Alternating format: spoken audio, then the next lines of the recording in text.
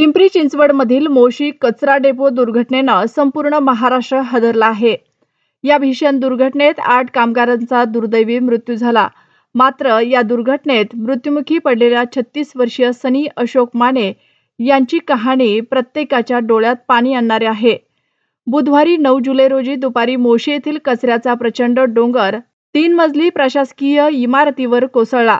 काही क्षणात सर्वत्र आरडाओरडा, धूळ आणि गोंधळ उडाला। अनेक कामगार कचऱ्याच्या ढिगाऱ्याखाली अडकले।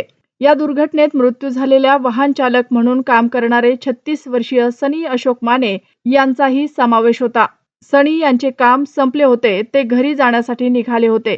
घरी पत्नी कांचन यांनी त्यांच्या आवडीची बिर्याणी प्रेमाने बनवली होती। संपूर्ण कुटुंब त्यांच्या वाटेकडे डोळे लावून बसले होते। मात्र त्याच वेळी एका सहकाऱ्याने त्यांना थांबण्याचा आग्रह केला। आज सोबत जेवूया असे मित्राने म्हटले आणि मित्राचा मान राखण्यासाठी सनी कॅन्टीनमध्ये थांबले। पण नियतीला काहीतरी वेगळंच मंजूर होतं।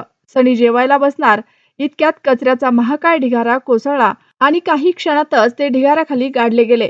बचाव पथकाने शर्थीचे प्रयत्न केले, मात्र त्यांचा जीव वाचवता आला नाही।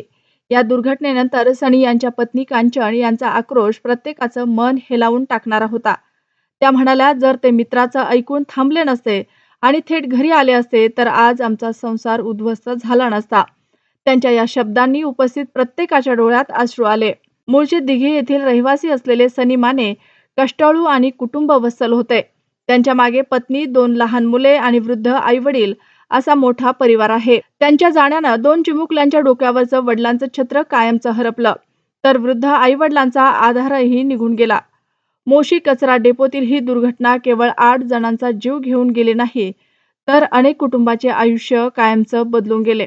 या घटनेनंतर कचरा डेपोतील सुरक्षेच्या उपाययोजनांवर गंभीर प्रश्न उपस्थित होत असून या दुर्घटनेला जबाबदार असलेल्यांवर कठोर कारवाई करण्याची मागणी जोर धरत आहे।